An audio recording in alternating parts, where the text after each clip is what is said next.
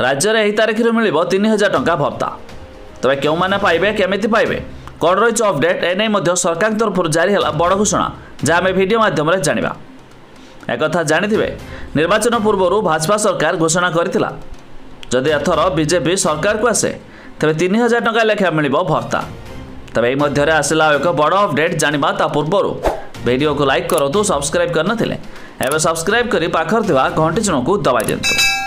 तबे गत किछि दिन तले होइथिला कैबिनेट निष्पत्ति आउ कैबिनेट रे मुख्यमंत्री मोहन माझी मोहर मारथिले 5टी बड़ घोषणा।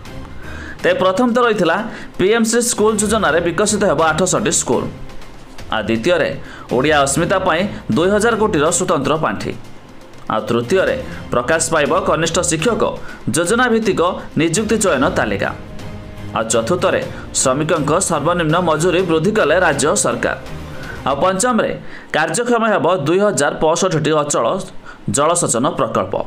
ये 5टी बड़ निष्पत्ति कैबिनेट रे निष्पत्ति अर्थात कैबिनेट रे मोहर मारथिले मुख्यमंत्री मोहन माझी।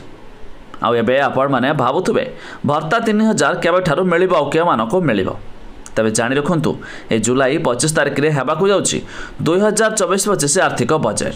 आउ ए बजेट रे खूब शीघ्र घोषणा हेबाकु जाउची केबेठारु मिलि पारिबो 3000 भत्ता। आ छडा केउ माने मध्ये भत्ता लाभ उठाई पारिबे जहाँकि बजेट रे बड़ घोषणा हेबो आपण माने मध्ये जानि पारिबे। तबे अधिक जानिया पई वेबसाइट रो लिंक आमे डिस्क्रिप्शन रे देइछु आपण माने जाई मध्ये चेक कर दे पारिबे।